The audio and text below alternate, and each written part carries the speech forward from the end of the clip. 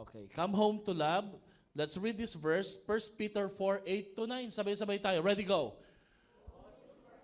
Love each other deeply because love will cause people to forgive each other for many sins.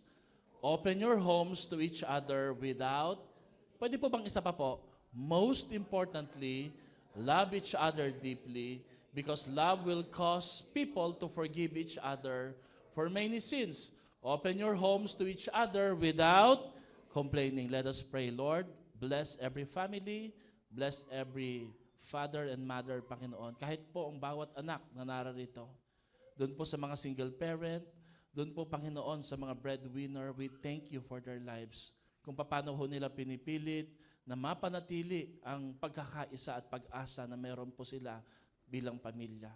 Pagpalain niyo po, Panginoon, ang aming mga pagal na pahangatawan na sa aming pong pag-upot, pakikinig sa inyong buhay na salita. Hindi lamang po kami mapahinga, kundi mapalapit din po kami, Panginoon, sa inyong presensya.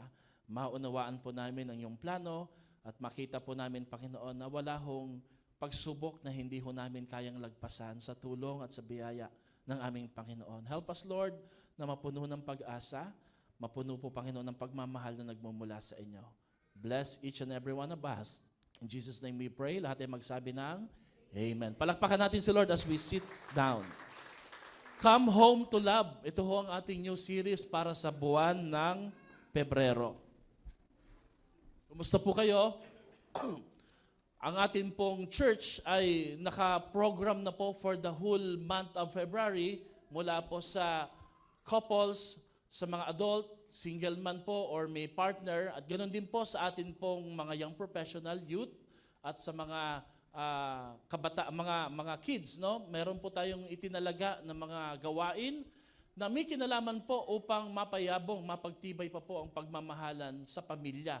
Because ang family po natin is ang ating church po is pro-family. Makikita nyo naman po, pag akyat nyo pa lang po, sasalubong sa inyong isang banner na nagsasabing, welcome to your family. Zion Christian Fellowship Baliwag is not just your church, this is your home, this is your family. So, pinag-aaralan ko po, bilang pastor, ang iba't ibang uri ng love. Bakit ba nagmamahal ang tao? Ba't ba tayo nakakaramdam ng pagmamahal? Now, if you don't know this, it's okay lang po. Okay lang po iyan. No? Pero just want to show you, saan nagmumula ang ating iba't ibang uri ng kapahayagan ng pagmamahal? Ang unang source ng love, syempre, yung tinatawag nating agape love. Ito yung love na galing kay Lord. No? Ito yung love na ipinakita ng Diyos Ama kung paano ibinigay niya ang kanyang Diyos Anak para sa atin upang tayo po ay patawarin, linisin, hugasan sa ating mga pagkakasala sa pamagitan po ng kanyang sakripisyo at kamatayan doon sa krus ng Kalbaryo. So when we talk about agape love, it means unconditional. Hindi ka pa naniniwala sa Diyos, ikaw ay kaaway pa ng Panginoon, ikaw at ako ay malayo sa presensya ng ating Panginoon, inabot na po tayo ng ating Diyos. And that kind of love is called agape love. Pangalawa, yung tinatawag nating eros love. Sabi po ng iba, ang pagmamahal ko sa aking asawa o ang pagmamahal ng asawa ko sa akin ay sapat na. Wala nang ibang pag-ibig ang kailangan na maranasan o mapahayag sa buhay ko. Mali po iyon. Why? Because the reason you can love your spouse or your partner, your husband or your wife, it's because each of us has experienced agape love. Nakaramdam, nakaranas po tayo at patuloy na tumatanggap ng pag-ibig na agape. Nang ibig sabihin po ay walang katulad, walang kapalit, wala pong hinihinging kondisyon. And then there's Peleo love. No, merong city sa US na kung tawagin po ay Philadelphia, the city of brotherly love. Why? Because Peleo love means pag-ibig o pagmamahal, malasakit na ipinapahayag mo sa iyong kaibigan. Pelatauthia naman, ang ibig sabihin po niyan ay ang pagmamahal naman po natin sa ating sarili. Importante din po yung self-love. Pero hindi rin po magandang puro self-love because we would end up as a narcissist. Ibig sabihin po noon, egoistic, ang gusto natin, tayo lang po lagi ang nasa sentro ng atensyon. So yung abuse po ng self-love ay hindi rin po maganda. Pero first and foremost, mahalaga po that we keep on loving people, giving love to other people, we also learn how to love ourselves bilang pagre-renew o pagre-replenish po sa pagmamahal na ipapahayag natin. Pero ngayong umaga na to, we're going to talk about storge love. Storge love means family love.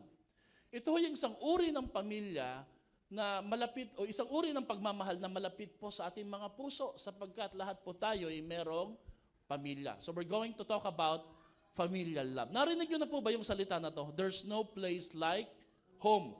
Walang kapares, walang katulad sa sarili nating bahay. Saan nga po ba nagsimula ang term na yan? There's no place like home.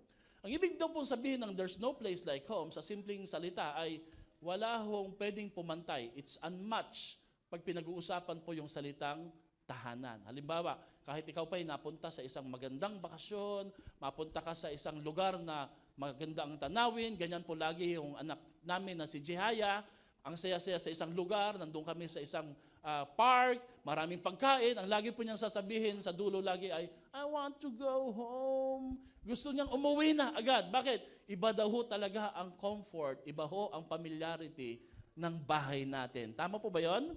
At alam niyo po, ang nagbibigay special sa ating mga tahanan, hindi ho yung ating tahanan, hindi yung building, hindi yung ganda ng ating bahay, kundi yung mga taong nakakasalamuha at nakatira doon. Amen po ba doon? So, itong salitang there's no place like home ay pinauso ho ito ni Glenn Campbell sa pamamagitan ng isang kanta. Naku, matagal na ho ito. No? Pero kung kayo po ay, kagaya ko yung sinaunang tao, ay nakapanood na po ng The Wizard of Oz, ito po'y kinanta o sinabi rin po, binanggit ni Dorothy, nung siya po at ang kasama kanyang mga kaibigan na mga animated living creatures, nung sila po'y nakauwi na, pagdating po niya sa bahay, nung gumising po siya, matapos pong mahabang paglalakbay sa napakarami nilang pinuntahan doon sa moving The Wizard of Oz, no? Pag-uwi niya, ang una pong nasaksihan ng kanyang mata, pagdilat niya yung kanyang mga mahal sa buhay, doon ho niya nasabing, truly, there's no place like home. At ang sabi po niya, if I ever go looking for my heart's desire again, I won't look any farther than my own backyard. Sabi niya, hindi ko ipapalit ang tanawin, ang mga napuntahan, nasilayan kong lugar na enchanted, kasama po yung mga creatures na nga pong iyon. Sabi niya, wala ho talagang mas hihigit pa at walang kapantay, walang kapalit ang ating sariling tahanan. Nabasa ko ho ito, ang sabi ho dito, pwede ba kitang amuyin? At inamoy nga po siya. Why do you smell? Why do I smell like? What do I smell like? Sabi niya, you smell like home. Sige nga po, amuyin niyo nga po yung katabi niyo. No? Amoy alikabok yan. Dahil nagbiyahe yan, no? Kung nasa sasakyan, amoy ano yan, air freshener, no? But really, gustong-gusto po natin yung amoy ng tahanan. Bakit daw po? Because ang tahanang puno ng pagmamahalan ay ang tahanang masarap uwian. Ulitin nga po natin yan, ready go. Ang tahanang ay isang tahanang. Si Brother Russell dito, umuwi. Bro, tama. Siguro nagmamadali na siyang bumalik from Mindanao Bakit? Kasi po iba talaga. Bagamat tahanan din po niya, yung pinuntahan niya doon sa Mindanao. No? May nasikaso po siya. Sila Brother Russell po nag-aasikaso. Ang mga seaman po yung may kaso. Sila po yung nag-aasikaso sa mga kaso na yun. No? Pwede niyong kausa. Wala namang kaso sa trabaho, di ba? No? Pero, nagmamadali ho siyang umuwi. Bakit? Iba ho talaga ang amoy ng tahanan. Sino ho dito? Kahit po yung kumot o yung unan na minsan po, ang baho-baho na, gusto pa rin po nating amoyin. Yakapin, no? Minsan po, puno na po ng kung ano man po yun. No? Iba pa rin po talaga ang amoy ng bahay. Amen po ba doon? Pwede po ba natin palakpakan si Lord sa bahay na ibinigay sa atin? Sino ho dito hindi mo ipagpapalit sa kung anumang lugar ang iyong bahay? Parang konti lang, no? First topic po natin ngayon sa ating series na Come Home to Love is how do we love our family? Now, I have a question. Do you love your family? Yes naman, Pastor. No. Ang tanong, do you experience love coming from your family? Amen. Pag pinag-uusapan po yung familial love, yung storge nga po, tandaan niyo po yung salita na to, ha? The family is our first and last. Everybody say, first and last. Isa pa nga po, first. Nang ibig sabihin po, ang ating pamilya, yan po yung pinakauna, simula, at yan din po ang pinakapunot dulo. Ano po bang ibig sabihin niyan, Pastor? Mamaya, pag-aaralan po natin yan. Babalikan po natin yan. Familial love means our family is our first and last. Now, anong klaseng pamilya ho meron ho kayo? No? Sabi dito, welcome to my family, where the loudest person wins and logic doesn't matter. No? Ang pamilya niyo po ba ay maingay, tahimik, sigawan, hindi nakukuha sa sit-sit, kailangan ulit-ulitin, pero sa kabila ho noon, well, welcome to my family. Wala eh. Nahihiya ka man, pero hindi. Yan talaga yung pamilya mo. No? Taas nga pong kamay dito, ang pamilyang maingay. Ayan, okay, amen, amen. Thank you at nagre-react, no? Yung mga laging naninigaw, hindi pwedeng hindi sumigaw. Alam nyo, pag hindi na sumigaw, parang may problema. Parang may problema yata sa pamilya namin, no? Ano nangyari? Nagka-rapture na po ba? No? Okay, mga bata, sino ho dito? Shout out sa mga nanay na kailangang sigawan pa ang mga anak. Bakit? Napakahirap po. No, alam nyo, member po sila ng bandang Bini ba? Hindi, Bingi. Bandang Bingi, no? Bakit hindi nila marinig ang kanilang magulang? No? Sabi dito, the love of family is life's greatest blessing. Totoo po ba yon? Ang pagmamahal ng pamilya o nagmumula sa pamilya, ang pinakamatindi at pinakamalaking pagpapala sa ating buhay. Totoo po ba yon? Amen. No? Kaya lang po, nung hinahanda ko po yung message na to, I came across sa isang article o libro ng Psych Central, e-book actually. Kung paano hong sinabi ho niya, how the lack of love in childhood robs us of love in adulthood. Alam niyo po ba, kapag ho kinapos po tayo ng kapahayagan at pagtanggap ng pagmamahal mula pagkabata, nadadala ho natin yan hanggang paglaki. We grow up as insecure person. We try to please people. We become dominant. We become manipulative sa isang relationship, whether it's your relationship to your spouse or to your friends. Bakit? Kasi po, ang punot dulo pala yun, merong isang issue nung bata pa tayo na hindi napunan. Now, marami nagsasabi, Pastor, yung psychology sa counseling, I really heard this, no? Actually po, Pastor, it's overreacting eh. Parang masyado niyong pinalalaki yung maliit eh. Kaya yung iba po hindi naniniwala sa counseling. Bakit? Tingin nila, sila lang, kaya na nilang solusyonan yung kanilang nararamdaman o yung problema ang kanilang kinakaharap sa kanilang buhay. But can you hear me, mga kapatid? Anumang issue mula pagkabata na hindi nakumpleto, anumang pangailangan nung bata ka o bata ako, na hindi napunan o napabayaan, always remember this, dadalhin at bibit-bitin mo to hanggang sa iyong paglaki. Meron na po ba kayong mga nakausap na mga kaibigan o kakilala na napakahirap pong kausap, napakahirap pakisamahan? And you would think na parang kakaiba yung tao na to, no? Well, huwag kang mag-alala, ganun din yung iniisip niya sa'yo. Kakaiba ka rin, no? Parang hirap kausap nito. Ganun din naman siya, sabi niya, ang hirap kausap nun eh. Why? Kasi bawat isa sa atin, bawat isa sa inyo, merong gap at merong pong deficiency. Kinulang po tayo ng pagmamahal nung tayo po yung mga bata pa. That's why we need not just the Bible, the Word of God, although it's very important, we also need counseling. We need ng mga counselor, mga tagapagpayo para tulungan po tayong i-process ang ating mga nararamdaman. Ang tawag ko dito, mga suppressed feelings. Pag sinabing suppressed feelings, what you suppress, you will eventually express it in the wrong way. Kaya may sumisigaw, may nagdadabog, may nagagalit, may nagmamanipula, may nangungontrol. Iisipin mo, ganyan lang talaga yung personality niya. No, merong mga pigil o pinigil na emosyon sa loob na hindi binigyan ng laya para makalabas. Pag ang anak niyo po sa bahay ay nagwawala, nanununtok, o di kaya may gamit na kahoy, magwawasi-wasiwas, no? Ang tawag ho doon is aggression. Sometimes, we must allow our kids to be aggressive from time to time. Why? Because aggression, kapag hindi ho ito nailabas sa pagkabata, kikimkimin po nila ito hanggang sa paglaki, kaya dito ho lumalabas yung mga salitang, nasa loob ang kulo. Now, Pastor, paano ho yun? Nanununtok eh. Alam nyo, minsan, samahan nyo po yung mga anak ninyo mag-jogging. Maglaro kayo o punta kayo sa gym, mag-boxing. Why?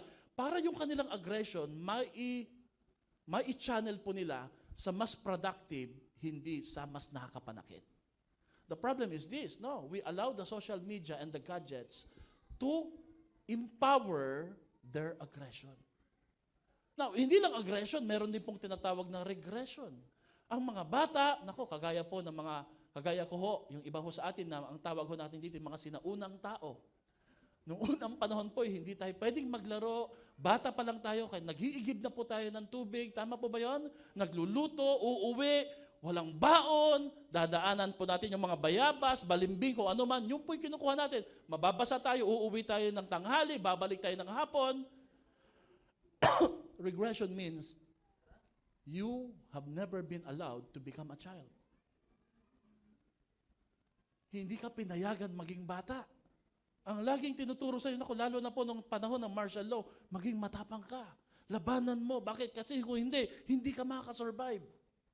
Amen? Sino dito, bata pa lang ikaw nang bumubuhay sa mga kapatid mo? Ikaw na naghahanap ng pagkain. Now, ang problema ho doon, ang tanong ho doon, nasaan yung magulang na dapat nagbibigay pagmamahal? Pastor, wala. Nagkahiwalay, nag-away. Pero actually, noon, hindi usong hiwalayan eh. Amen? Noon, pag nag-away yung mga nanay at tatay nyo, nanay natin, hindi sila naghihiwalay. Hindi lang sila magkatabing matulog. Nagkakape lang sila, pero hindi sila nag-uusap, pero umuwi pa rin sila sa sarili nilang bahay. That's our family. Tama? Before? Ang problema po, dahil ganun ang konsepto ng mga magulang natin doon, hindi sila expressive, yumakap. Papaluin ka. Papaluin ka, hindi dahil sa may mali kang ginawa, kundi dahil sa pagiging bata mo, may natabig kang baso. You're being punished not because you're wrong, but because you're being a child.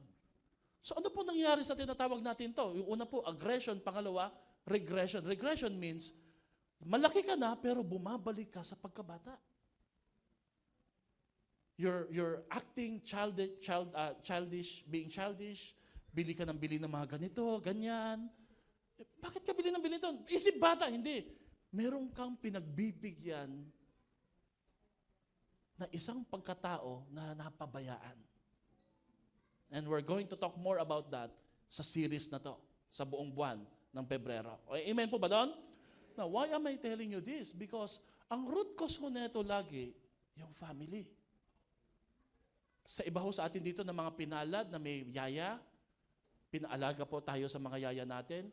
Ang tawag ho natin sa kanila ay caregiver. But did you know that the primary caregiver must not be the yaya, but must be our parents? Hindi dapat ang yaya ang kumakarga pag umiiyak ka, hindi sila dapat iniiwanan sa bahay na nag-iisa. Paano po, pastor? Kailangan magtrabaho eh. Yun yung problema eh. Nagkakaroon ng gap. May deficiency. And because of that deficiency, aggression and regression comes in.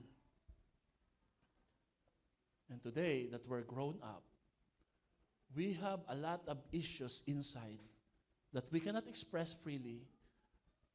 At ang iniisip ng ibang mga tao nasa paligid natin, mali ang pinapakita natin samantalang, yun lang ang nararamdaman talaga natin. Amen?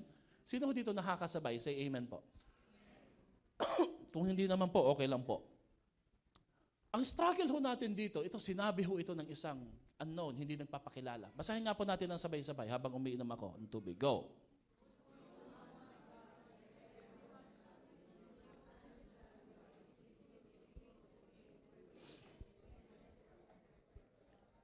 Okay, bilis nyo magbasa ha.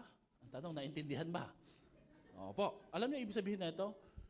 Sa isang batang normal, sa isang batang musmos, no? Alam niyo, ang simple lang naman ang kailangan ng bata eh. Hindi po laruan eh. Love. Love. At ang tanong ho dito, bakit kung paano at kung gaano ganoon kasimple at kapayak lang ito, bakit hindi pa ito maibigay at hindi pa ito maparamdam sa loob ng pamilya? So that paglaki po natin, tatanungin nila tayo, bakit ganyan ka? Pero kung titingnan mo yung kapitbahay mo at mga kaibigan mo, bakit sa kanila sagana at sa akin salat? Madalas nating tanong pag may nagwawala, may nagkakaproblema sa school, sa office, sa work, sa church, ano bang problema mo? What's your problem?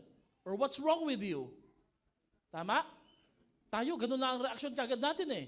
Ano ang problema mo? Ba't ka ganyan? Hindi po ba't ang dapat na tanong ay, anong nangyari sa'yo? Anong pinagdaanan mo? Come, I will listen. Talk to me. Anong pinagdaanan mo? Bakit nagkaganyan ka? So you see, how we approach bad behavior could also trigger their suppressed emotion. Taas nga pong kamay dito yung mga bagong magulang, mga young mothers, young fathers. Taas nga pong kamay yung mga bagong madami-dami tayong matututunan dapat, no? At pag-aaralan pa sa pagpapalaki. And the good thing is this, meron tayong pattern, meron tayong gabay. Sa Japan, it's a problem because they are now doing what we call rent a van. No, not rent a van eh. Rent a house? No. Rent a family. Dahil marami sa kanila, hindi raw nila masumpungan, matagpuan, maramdaman ang tunay na pagmamahal sa loob ng pamilya. Kaya ano po gagawin nila? They rent actors and actresses who are being paid per hour to play as their husband, as their partner, as their sister, attend ng wedding. Sabi nila, mas maganda pa to. Bakit? Pag umattend ka ng wedding, pag tunay mong pamilya, nauuwi sa gulo eh. Pag mga renta at actors lang, maayos ang dulo, nagpapasalamat pa. Ang tanong ho dito, is it a necessity or is it a temporary fix? What do you think? Pausuhin na rin ho kaya sa Pilipinas? Rent a family. Naku po, pag meron hong ganyan dito sa Pilipinas, marami hong kikita ng pera talaga. Rent a family, no? Noong 1978, kala ho natin, ngayon lang ho ito nangyayari. Noong 1978, isang binata sa Boulder, Colorado, ang kinasuhan ng kanyang mga magulang. At sinisingil po ng 350,000 danyos perjuicios. Bakit? Hindi raw tama ang pagpapalaki sa kanya. Naku po. This is 1978, mga kapatid. Sino ho ditong kinakabahan na? No? Baka one time, meron pong dudulog kay tulpo. Huwag naman po. Sabi nga po ng iba, kung meron pong bantay bata, meron po bang bantay magulang? Bakit? Marami pong mga magulang ngayon, inaabuso ng mga bata. Nasasaktan natin. So, this is an issue po na nangyayari po. No? Pero, sa kabilang banda naman, ang mga mahuhusay at magagandang relasyon sa tahanan, according to the new US News and World Report Survey, contributes to a better career. Wow! Kapag ka daw po maayos ang ating relasyon sa tahanan, ito daw po ay nagre-resulta ng isang successful na career. Yung pagtatrabaho sa labas. We know na totoo po ito. Pero ayon sa survey, in New York itself, ang picture daw po ng isang typical millionaire, isang milyonaryong bachelor, o hindi bachelor, milyonaryo na may asawa na, ay honest sa kanyang nag-iisang asawa. And 90% of them, according to the survey, they were raised sa isang maayos, marangal, at mapagmahal na pamilya. Wow! So you see, kahit hindi tayo mayaman, kapag may pagmamahalan sa pamilya, ang mga anak po natin may tendency po na maging milyonaryo. Wow! Parang maraming napatango ng mga magulang. Opo. Yan ang magpapayaman sa amin. Walang problema, di ba? Amen? Palakpakan niya po natin si Lord, no? Wow! Totoo yun. Although, pwede rin pong may choice ang tao, nasa kanya, pero typically po, ganito daw po ang pwedeng maging resulta. Now, the evidence is very overwhelming that the family is the strength and foundation of society. Therefore, ayon po sa survey, when we strengthen our family ties, we get a chance to enhance our opportunity to succeed in life. Totoo yun, di ba? Kaya po, aalagaan nyo po ang mga anak, ang asawa nyo, susuportahan nyo po kung ano po ang kanilang career, dream. Bakit? Hindi po natin masasabi kung ano po ang gagawin ng Diyos sa buhay nila dahil ang nakita ko po sa Biblia na pattern, ang pagpapala ng Panginoon, pinadadaan niya lagi sa pamilya. Amen? Pinadadaan po lagi ng Panginoon ang pagpapala sa pamilya at ang kaaway, pinadadaan din po niya ang problema lagi sa pamilya. Bakit? Kasi nga po matindi ang potensyal ng pamilya. Amen po ba doon? Now, magsimula ho tayo sa problema na meron po ang pamilya. Ang problema po na meron ang pamilya natin ngayon ay yung tinatawag nating love deficiency. Pastor, binibigyan ko naman po ng pagkain, binibigyan ko naman po ng gamit, no? Yeah, that's part. Pero marami po ang facets ng love. Marami po ang components po pag sinabi na pagmamahal. Sorry may ubo pa rin ako. Kaya daw po pagka merong love deficiency, anong sabihin ng love deficiency o deficiency? Kakulangan. We always crave, long, and look for love in the wrong place at the wrong person, in the wrong person, and we try to prove and bargain that we are lovable. Kung titingnan mo, maganda naman, pogi naman, galing naman sa magandang pamilya. Bakit ganun ang kilos pagdating sa pagkikipagrelasyon? Kasi po ang problema, meron pong love deficiency sa tahanan. Ibig sabihin po ng deficiency, kulang. Lacking. Kaya po, because of lacking, always looking. Sa ibang mga lugar, ibang mga bagay, bakit? Kasi nga po, kinakapos ng pagmamahal. Now, as I study this topic, love deficiency would result to love addiction. Alam niyo po ba isabihin ng addiction? Pagkahumaling. Alam niyo ba na pwede kang mahumaling sa pagmamahal? At pag ikaw ay always looking, craving, and bargaining for love, you become an easy target ng mga narcissist. Ang mga narcissist po, ito yung mga tao na sobrang taas ng tingin sa kanilang sarili and they try to manipulate you as a person. You become an easy prey for them. And then, meron pong tinatawag sa psychology na love bomb manipulation. I'll show you mamaya. Pag sinabing love bomb manipulation, madali raw po, alam niyo po ba sa social media paano ka-scam? May tinatawag pong social engineering. Pag sinabing social engineering, pinoprofile ka na ho nila, inaalam na nila yung pattern mo, as you continue to post kung saan ka galing, anong meron ka, anong binibili mo, anong kakayahan mo, nagsisimula na ho sila mag-establish po ng closeness sa'yo. Pero ang dulo ho nun lagi, i-scam ka. And you would amaze, how can this person know me? And you would amaze, how can this person know what I like? Ikaw naman, sobra kang high, bakit? May nakakaalam ng gusto mo. May nagla-like sa mga gusto mo. Bobombahin ka ngayon ng mga love results o love expression. Papakitaan ka nila ngayon ng likes, o di kaya dadalawin ka, kung physical po ng mga tao. Ang tawag ko dyan, love bomb manipulation. And you think, ikaw ang sentro. O, special ako. Ako yung pinakamahalaga sa lahat. Ang hindi nila alam, ikaw ay dinadaan na sa social engineering para i-scam. Amen. You become people pleaser. You want to please people to gain love. Because every time you please people, there's always a recognition. Papalakpakan ka, i-recognize ka, at sasabihin nila, ang galing-galing mo. Eh, wala pang nagsabi sa'yo sa bahay na magaling ka. Eh, meron pala, sinabihan ka ng nanay mo, ang galing mo, ngayon ka lang umuwi. O di kaya sinabihan ka ng tatay mo, umuwi na rin yung magaling. Magaling pa rin, pero ibang galing eh, di ba?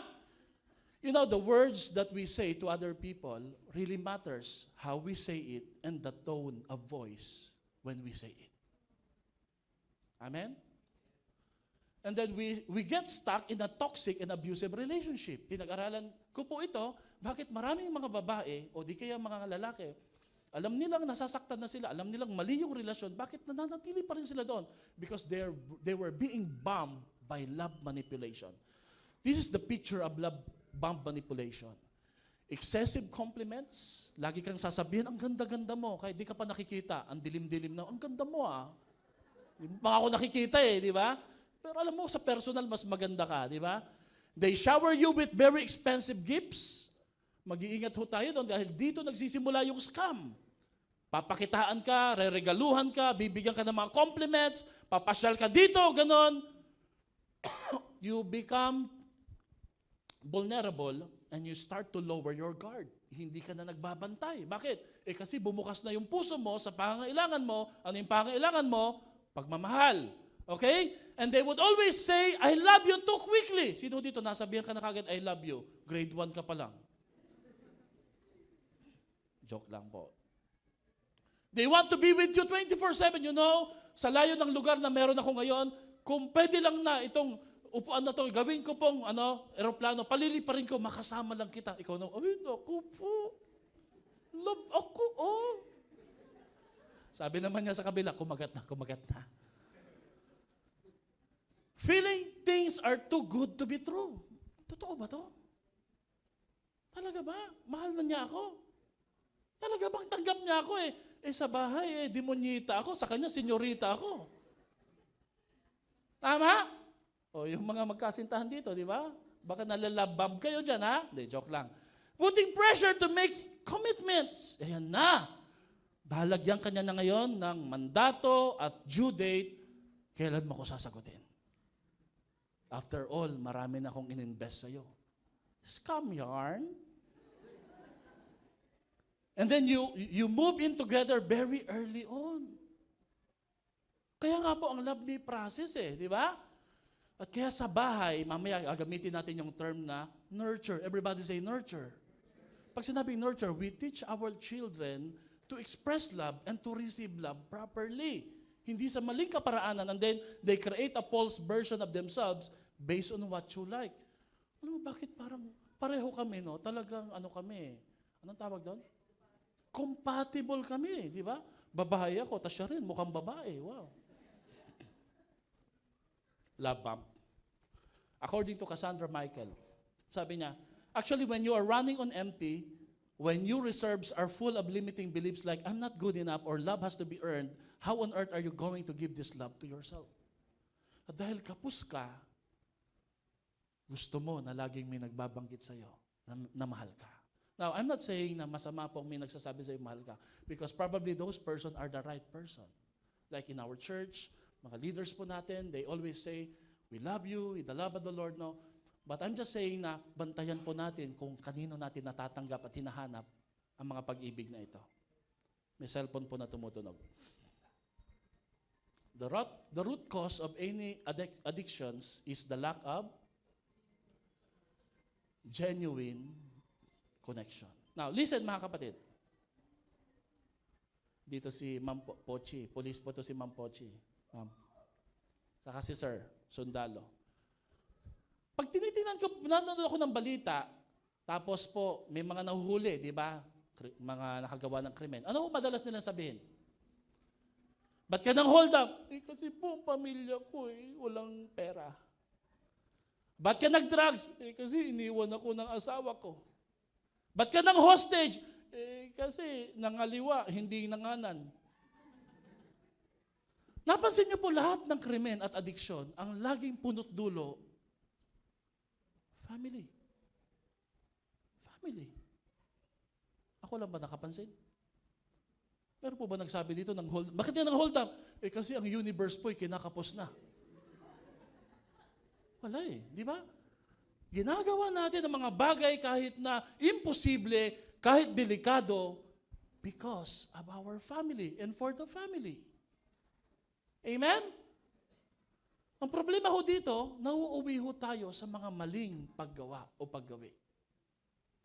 Okay. Pa-encourage ko lang po na can we just put into a silent mode yung mga cellphone po natin. No? Ano po ang solusyon sa love addiction, sa love deficiency? This is a picture of Murphy. Murphy is an eagle na kalbo. He's a bald eagle, no? He became well known for attempting to hatch. Gusto ho niyang limliman, hindi ho ang isang inakay, kundi bato.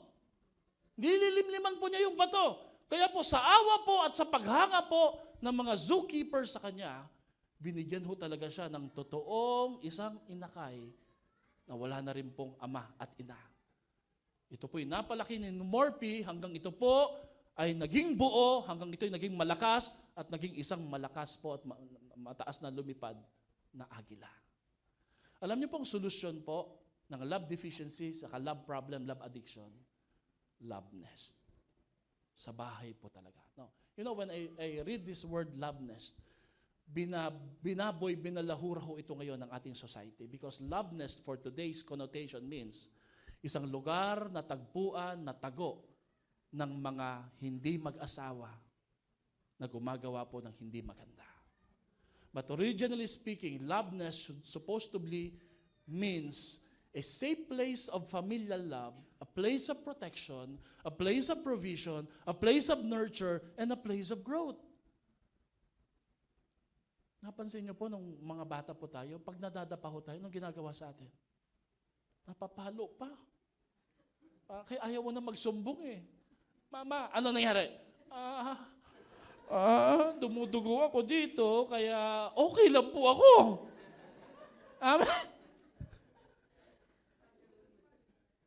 O di kaya, mama, sinuntok ako ng kaklase ko.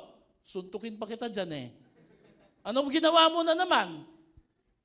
Kaya ang problema ho, ang bahay hindi nagiging love nest. Kaya hindi ito nagiging masarap uwian. At ayaw tambayan ng matagal. Sorry ha kung may mga natitrigger sa sarili natin, but I'm just using this as an illustration so that we can come home back to love. Uuwi ulit tayo sa ating tahanan. Amen po ba doon? Ang grasya ng Diyos ang tutulong sa atin para makabalik ulit tayo sa ating tahanan na puno ng pagmamahal. It should be a place of nurture and comfort. Meron pa akong narinig, grabe, ayaw na niya umuwi sa kanyang pamilya. Alam mo kung bakit? Sarili niyang pamilya, ini-scam siya. Totoo po. Lakas ng tawa, no? Totoo po. Sariling pamilya, ini-scam. Hanggang dumating yung time, wala na siyang pera. Bakit? Ang sarili niyang pamilya ang nanghuhutot sa kanya. Na hindi dapat po talaga. It should be a place of familial love, protection, provision, and nurture and growth. Amen po ba doon? Bear with me, may ubo po ako. How do we love our family? This is what we're going to talk about for the whole month of November tuloy, no? February. We give them unconditional love. We become devoted to them no matter what. Yung pang love natin, yung pamilya natin, kahit meron o wala, kahit ano pang nangyari, love pa rin natin sila. Amen? Pangalawa, nurturing love. Ito yung love na nagde-develop. Hindi yung love na hindi marunong maniwala na may maaabot ka. Titingin ka pa lang sa salamin, sasabihin ka na kagad, huwag ka nang tumingin sa salamin, wala magkakagusto sa iyo. Kundi yung love na, alam mo, nakita mo na ba yung anak ko? Ito yung pinaka-pogi sa lahat. Pagdating mo, grabe, tao ba to? No? Joke lang. Kasi sa mata ng mami niya at nanay niya, siya pinaka-pogi sa lahat eh. Ano naman kayo dyan, di ba? Magagawa nyo, di ba? Nakita mo na ba yung anak ko, yung babae? Naku, pag Miss Universe, naku, pag tingnan mo, Diwata Paris ata to ah. Biro lang. Ang ibig ko po sabihin, yan yung uri ng love na naniniwala. Sabihin mo nga sa katabi mo, kung nanay mo yan, sabihin mo, naniniwala ka ba sa akin, ma? Naniniwala ka ba? May mararating ako, di ba? And then sacrificial love. Determinado, handang magsakripisyo. Ito yung mga tatay.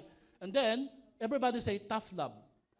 Hindi lang puros love, bigay lahat, kundi marunong din magtimpi, magsabi ng hindi, at magpigil. Bakit? Para sa ikabubuti ng kanyang mga anak. Amen. And then inspiring love. Descriptive, yung bukang bibig, hindi yung sekreto lang lagi, hindi yung kung kailan wala na, alam mo, mahal na mahal ko yun. Nasaan na ba siya? Yung patay na. Yung buhay, papurihin mo, di ba? And then enduring love. Alam mo, yung nanay ko, mapagtiis. Yun. Number 7, restoring love. Kaya tayong depensahan. At ibalik sa dati. Okay? We're going to talk more about that next now. Pero I came across po dito sa quotation na to, basahin natin to. A man asked a gardener why his plants grow so beautifully. So the gardener said, it's because I don't force them to grow. I just remove what stops them. Wow. Alam niyo po, have this kind of love in your family na hindi forceful, but hopeful. We recognize na hindi pa nila panahon, hindi pa sila ready. Huwag niyong pwersahin. Anak, sige, rumampa ka na. Gusto ko na maging beauty queen eh. Ay, lalaki po ako. Sige na, di ba? Yung marunong ho tayong umasa at mag-antay sa tamang pag-blossom nila bilang pamilya. Minsan po, may mga mag-asawa, ang pangarap ho nila noon sa isa't isa ay gusto nilang i-implement sa kanilang mga anak. Hindi naman yung gusto ng kanilang anak. O di kaya po, ganun din po ang mga bata sa kanilang mga magulang. Hindi naman muwersa, kundi umaasa. Amen? Tough love should start at home. When we say tough love, may hihingin. Kailan ba yun? No? Nung isang araw, birthday ni Jethro, may binili kami sa kanya. May isang batang ang cute. Taba ching-ching talaga, umiiyak. Ang cute ng bata talaga eh. Hindi ko maintindihan sila. Sabi ko dun sa lolo, sa kasamami, gusto ko na sabihin, pagbigyan nyo na po. Kung gusto nga lang, ako na po bibili kasi ang cute talaga ng bata.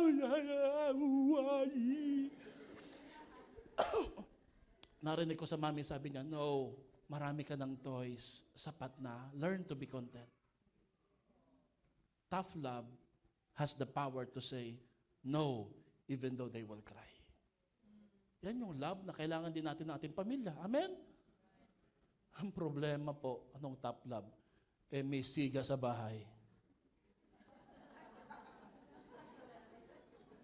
Ang tunay na boss ng bahay, burado lahat ng batas eh. Bawal manood! Hawak-hawak niya, di ba? Cocomelon eh. Bura lahat. Bakit? Spoiled. Sino ho dito may ganyan kayong boss sa bahay, di mapigilan? Mga kapatid, learn to show tough love. Why? Tough love is very important. Sabi dito, there is no force on earth more powerful than a mother's love. Totoo po ba yan? Yeah. Iba talaga yung pagmamahal ng mga nanay eh. Kita ko rin po yung picture na to, no? Sa susunod, hindi ko na kayo isasama, ha? Maniwala ka, sa susunod, isasama pa rin. Di ba? Anong sabi ng mga itik dito? Mapagod na ako, gutom na ako, iihi na ako, di ba? Mabili na tayo ng laruan. Anong sabi, lagi sasabihin ng mama mo? Hindi ko na kayo sasama. Next time, magbihis kayo, sasama ko kayo.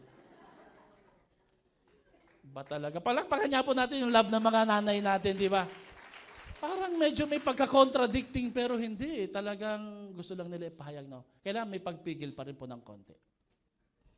Si John Keats, sabi niya, basahin natin ng sabay-sabay. Go. Tough love does not break children. Rather, pigilan nyo ng konti. Rendahan po natin. Kahit po sa ating asawa, sa isa't isa, hindi lahat ng pwede at gusto ay dapat. Ang tough love, marunong pumigil. Kahit masakit. Di ba? Manang maririnig natin na madalas, no? Sasabihin ng mga magulang, bawal yan. Nandun yung lolo. Pagbigyan nyo na. Tandaan mo, nung ikaw yung maliit pa, spoiled ka rin. Burado rin uli yung bata sa lolo at lola. Pero hindi. It's a chisel that would shape the generation and the future of our children. Amen? Someone who really loves you sees what a mess you can be, how moody you can get, how hard you are to handle, but still wants you. Ganun po ang tough love. Kahit na hindi tayo kaibig-ibig, pinagtsatsagaan po tayo at may hangarin po ang ating pamilya na baguhin po tayo sa mali nating ginagawa sa ating mga buhay. Ang totoong pagmamahal ay tough. Recognize that tough love is both the hardest and the most important type of love. Why? Because it is so rarely welcomed. Nasa trabaho kasi yung mama mo eh. Nasa abroad kasi si mami mo.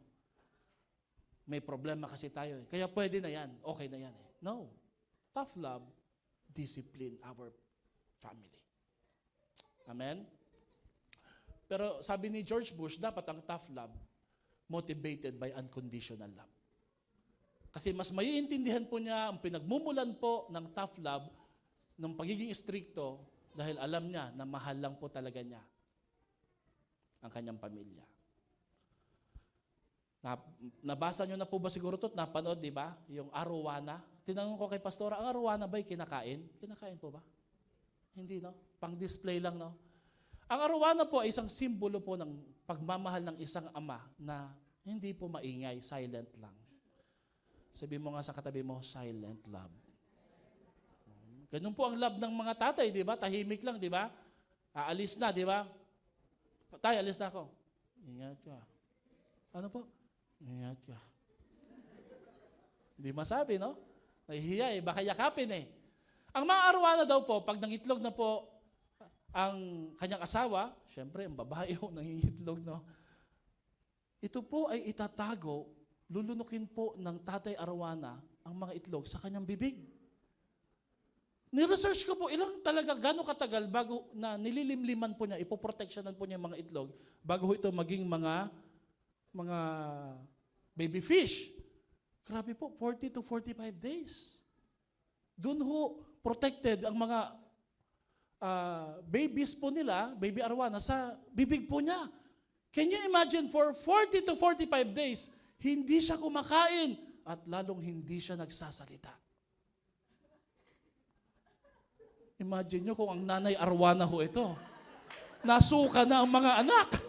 Nangamatay na. Bakit? Hindi Salamat sa mga tatay. Di ba? Palakpakan nga po natin ang mga tatay. Ang mga tatay po ay may mahalagang ginagampanan sa bahay. Bakit? Ang nanay first day pa lang nasigaw na kagad Totoo po ba mga tatay natin tahimik lang pero may love? Amen? Kaya nga po, ang isang challenge po sa family love this month is this. No yelling challenge. Kaya ba natin yan? Walang sisigaw? Kung katabi mo yung mami mo, sabi mo nga sa kanya, kaya? Kayang i-break? Walang sisigaw talaga, no? Bakit? Kasi po minsan, ang pagsigaw ay meron pong dating din sa bawat isa. Minsan ang mga nanay, pinapagalitan lang yung mga bata, pati yung ang tatay napapakilos din Nagkakape lang naman, feeling niya siya rin Okay. Pakisabi nga po sa katabi mo, no yelling. No yelling. May epekto, lalabas yung baby. Baby arwana. My father gave me the greatest gift anyone could give another person. And what is that? He believed in me. Naniwala siya sa akin. Nanampalataya siya na may maaabot ako, may magagawa ako. And that's love. That's a love that we call inspiring love. Pag-uusapan natin yan sa mga next Sundays po, kaya huwag kayo mag-absent. Alam niyo ang problema ng world natin ngayon? We're living a world without a father. Meron talagang organization na nakatutok po kung paano mariresolba ang bawat pamilya na wala ng mga tatay, absentee parents, absentee fathers inside the family. Pastor, bakit hindi mother? Kasi po ang tatay ang pinaka-close representation ng Diyos sa ating mga anak at sa ating pamilya. Kaya malaki pong ginagampanan ng mga tatay. That's why ang challenge po lagi, maging godly po ang mga ama. Hindi maging perfect po magkaroon po ng banal na takot sa Diyos. Bakit? Kung paano sila maniniwala sa Diyos, nakabase kung paano tayo nagpapahayag ng pagmamahal sa ating pamilya. Tayo ba'y sumisigaw? Tayo ba'y dominante? Tayo ba'y nananakit? Tayo ba'y irresponsable? It will affect how they would grow up. Amen? Kaya mahirap maging tatay. Sabi po dito, absent fathers are defined as those who do not interact with their children on a regular basis and consequently do not play a significant role in their development. Wala tayong pakialam. Pinupush lagi ako ni Pastora nung time na si Jael ay meron pong mga laban, ikaw maghatid. And that's good. Why? I need to be present and attached and connected sa kanyang dreams. Okay lang, nanalo, okay. Thank you, Lord. Kung hindi nanalo, okay lang yan. Minsan po hinatira namin ng Jollibee. Dinadala pa lang ng mama niya papunta doon sa school Sabi kagad ng teacher na sana all, ganyan lahat.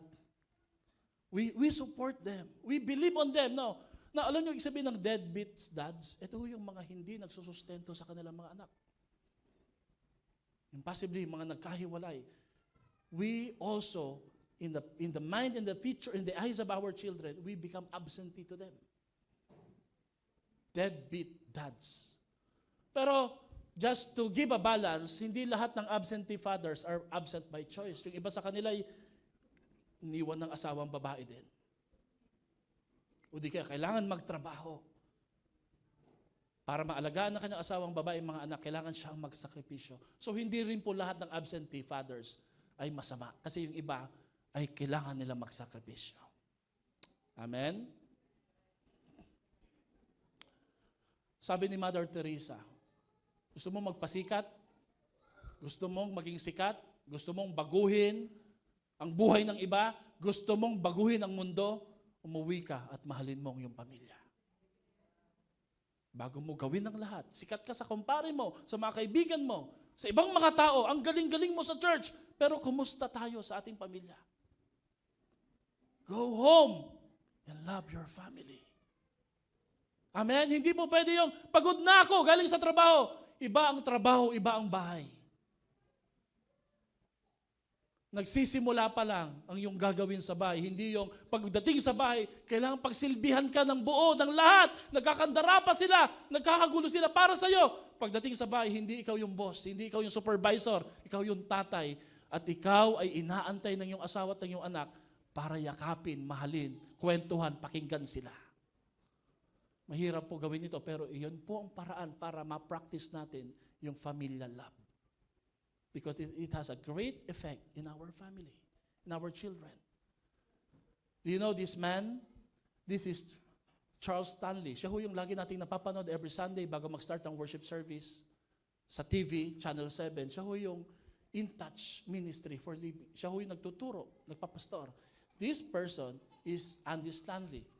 By the way, Charles Stanley passed away already. Namatay na po siya.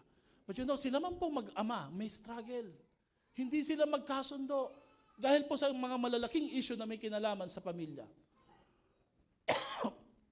Ayon po kay Charles Andy Stanley, sabi niya, hindi kami lagi nagkakasundo.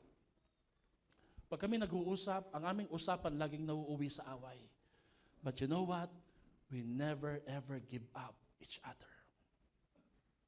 Pwede kayong mag-usap, pwede kayong magkita uli sa mga reunion, sa mga gathering, na hindi kayo nagkakasundo. Because you're doing that because you love each other. There's just an issue. May issue lang pero hindi yan ang ibig sabihin, hindi yan ang dahilan para hindi na kayo magkita-kita at magsumpaan na hindi na kayo susulpot sa isa't isa. Later on, when Charles Stanley died, bago siya namatay, in-interview po siya ni Andy Stanley. Binigyan po siya ng tribute, My Father's Legacy. Sino ho dito, may kapamilya ka at ikaw mismo, hindi na nag-uusap? Can I just encourage you today, please don't give up to your family. One day, aayusin ng Diyos yan. Iba, pag kumilos ang Panginoon. Ang Diyos po at ang kanyang dakilang pagmamahal ay may kakayahan para pagkaisahin uli kayo. Magugulat ka, if you don't give up for your family, God will fight for your family. Amen? Paglalaban ng Diyos ang iyong pamilya kung hindi ka mag-give up. Si Robert Orben sabi niya, sinong hindi makakaalala sa famous immortal words ni Winston Churchill? We shall fight on the beaches, we shall fight on the landing grounds, we shall fight on the fields, we shall fight in the streets. Sundalo kasi siya, we shall fight in the hills. Sabi niya, ganyan na ganyan mismo nangyayari sa amin pag nagbabakasyon kaming pamilya. We always fight on the beach, on the land. Even though you fight to each other, please don't give up to each other as a family. Pakitapik niya yung katabi mo, sabi mo sa kanya, huwag mong i-give up yung pamilya mo. Amen? Parang awkward, no? Yeah. Don't give up to your family. Amen ba? Yung mga magulang natin, huwag nating iwanan. Hindi tayo iniwan nung maliit pa tayo, ma? Hindi ko na mababanggit pero may magkakapatid po dito. They're trying their best na magkasama-sama. And I would like to tell them that that's good because in our family, nobody gets left behind. Walang maiiwan. Sama-sama po tayo. Amen? Sama-sama po tayo. This is the picture of Jehaya, Jethro, Jael nung malalaki na sila. Napansin niyo po may distance na. Para silang banda. Parang urban dub Parang color it red, no?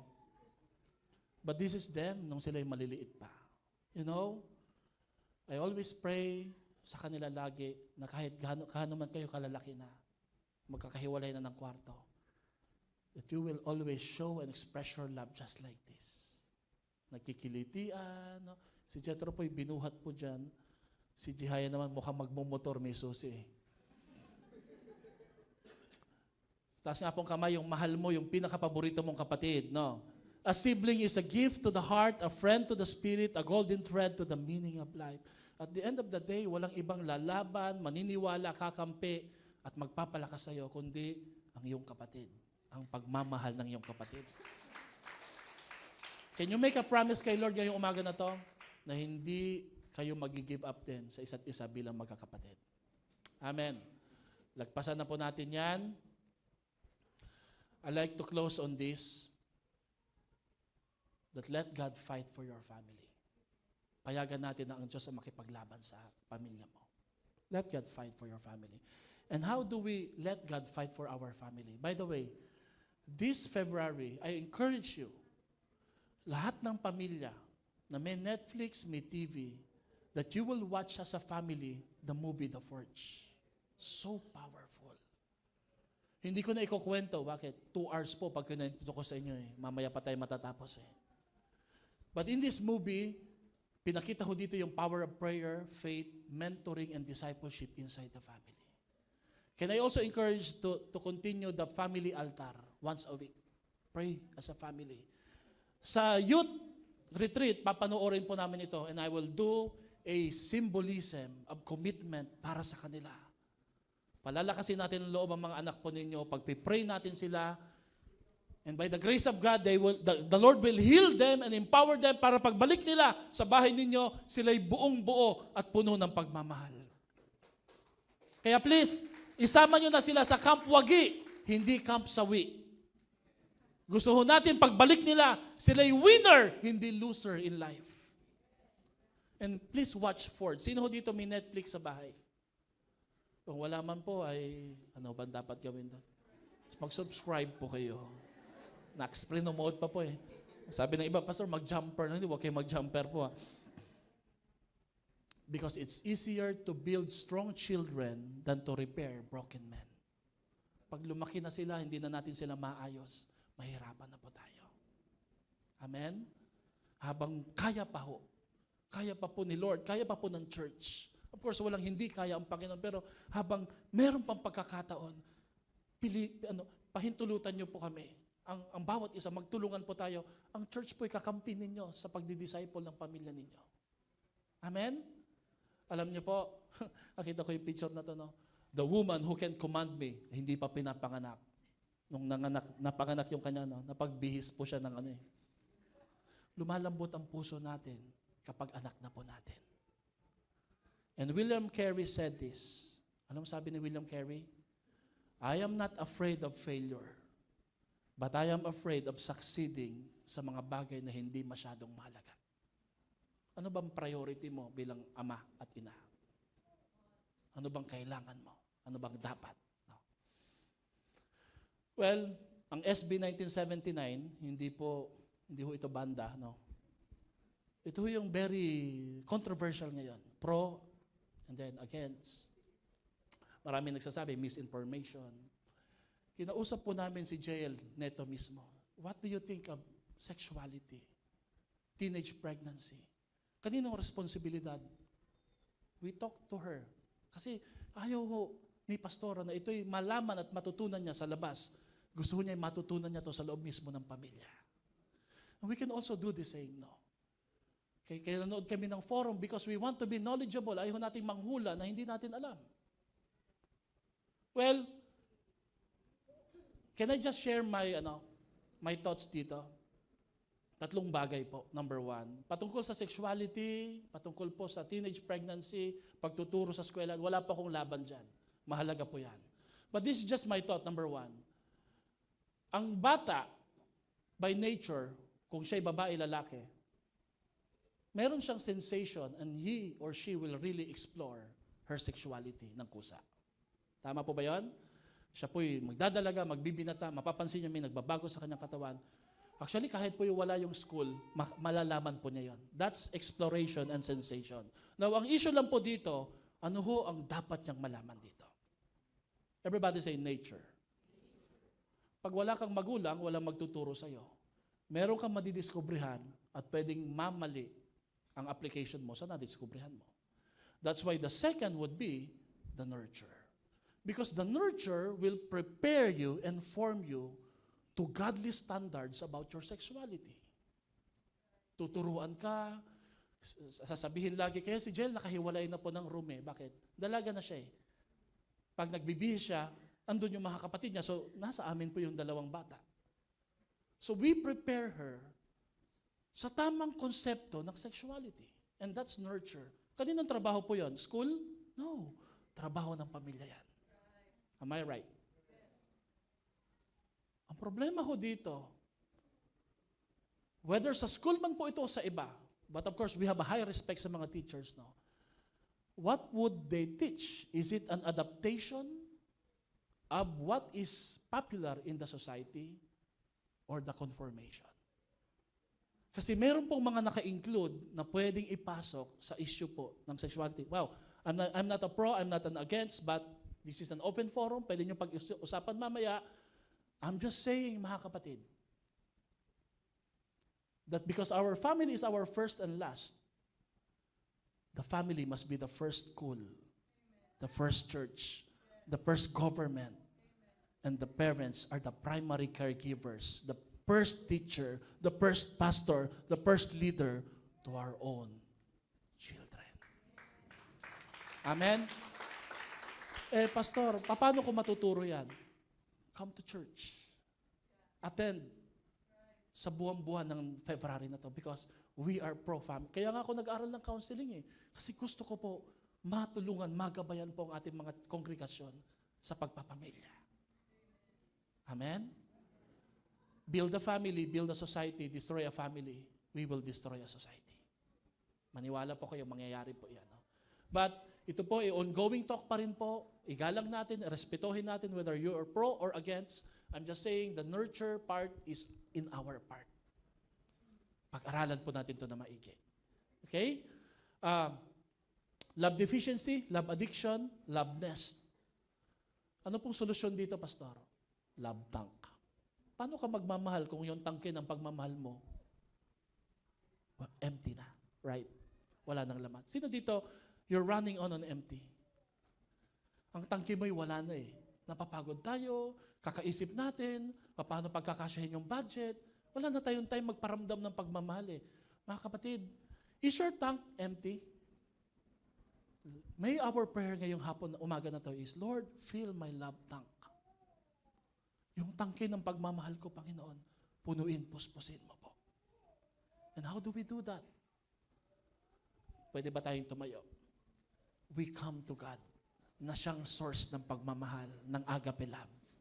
Anong sabi sa 1 John 3 verse 1 says, see how very much our Heavenly Father loves us, for He allows us to be called His children.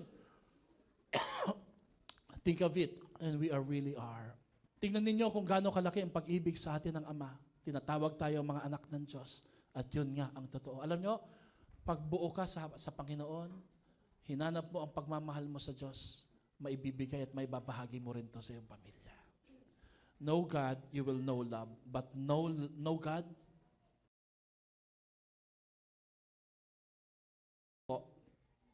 at sa ating pagyuko, hawakan natin ang kamay ng ating family. Ano man ang pagsubok na pinagdadaanan natin, sa dalamhati, sa kabiguan, sa kahinaan, magtiwala tayo sa Diyos na sapat lagi ang grasya at habag ng Panginoon sa ating pamilya. Can we hold hands together as a family?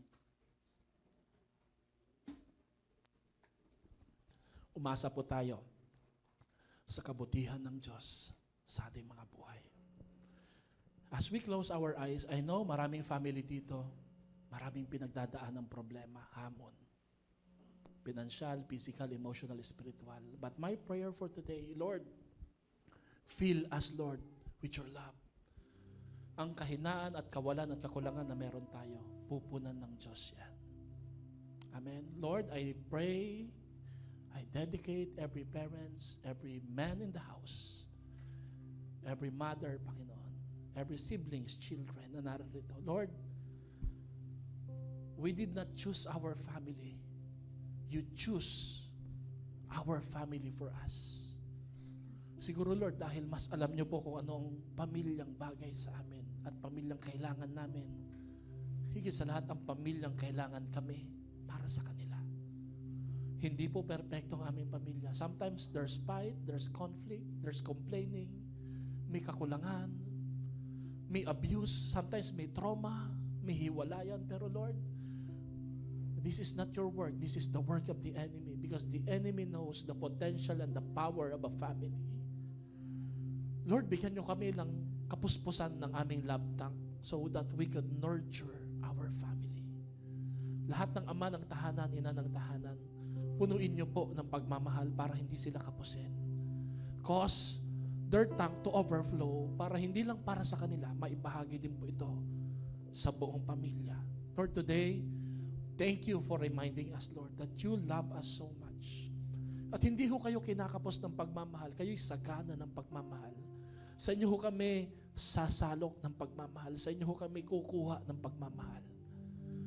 Lord, ibuhos niyo po ang iyong pag-ibig sa aming tahanan. Iligtas niyo po ang aming tahanan. Baguhin niyo po ang aming tahanan. Papagtagumpayin niyo po ang aming tahanan. Sinusuko po namin sa inyo ang aming mga buhay. Kayo na ang maging Panginoon mula sa araw na ito. Kayong humawak sa monobela ng aming bahay. Kayo po ang kumontrol. Kayo po ang maghari sa aming mga puso. Amen at amen. Palakpakan natin si Lord.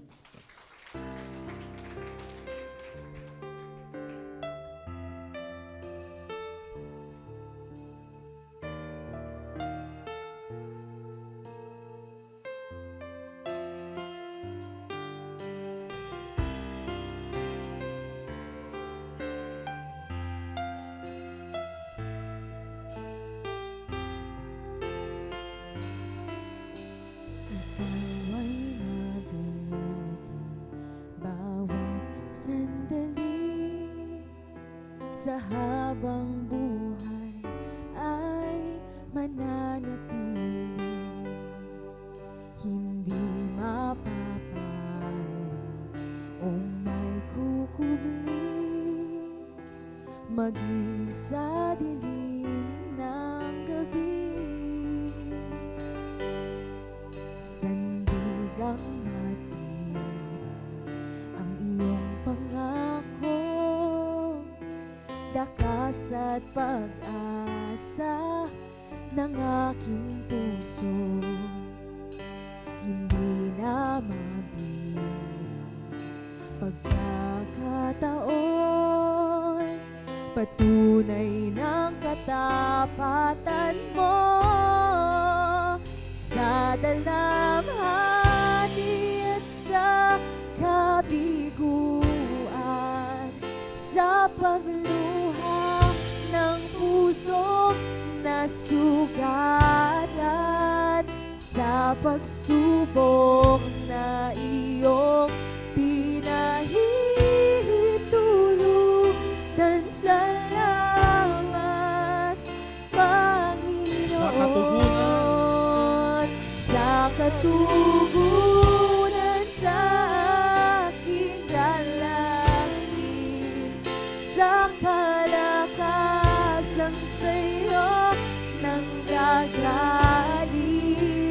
sa pagtuturo at pagtutuwid mo sa akin. Salamat, Panginoon, ikaw ay mabuti.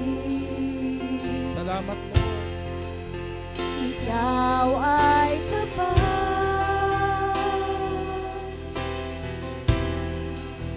sa'yo ang papuri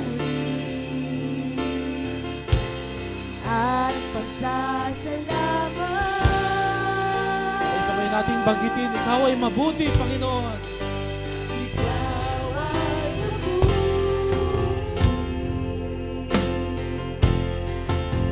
Ikaw ay tapat,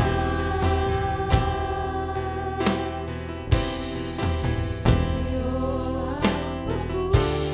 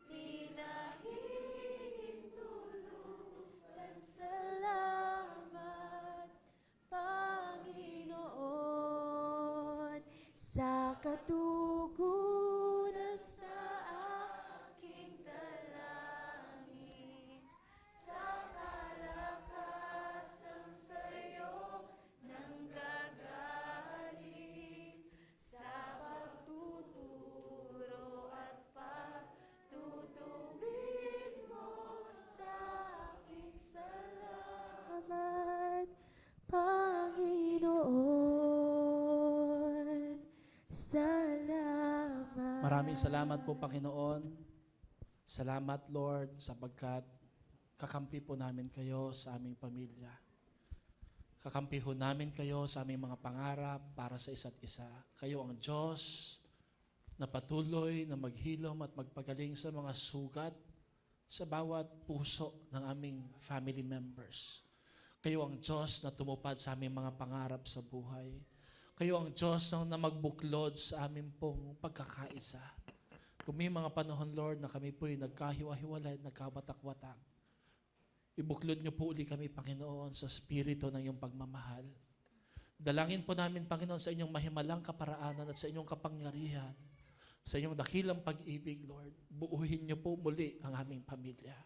Pagpalain niyo po ang aming pamilya. Ipagtanggol niyo po ang aming pamilya. At gamitin niyo po ang aming pamilya na maglingkod para sa iyo. Nang masabi po namin kagaya ng binanggit at winika ni Joshua, na ako at ang aking sambahayan, kami ay buong maglilingkod kay Yahweh. Yan po ang aming panalangin. Sa pangalan ni Kristo Jesus na aming Panginoon, lahat ay magsabi ng Amen at Amen.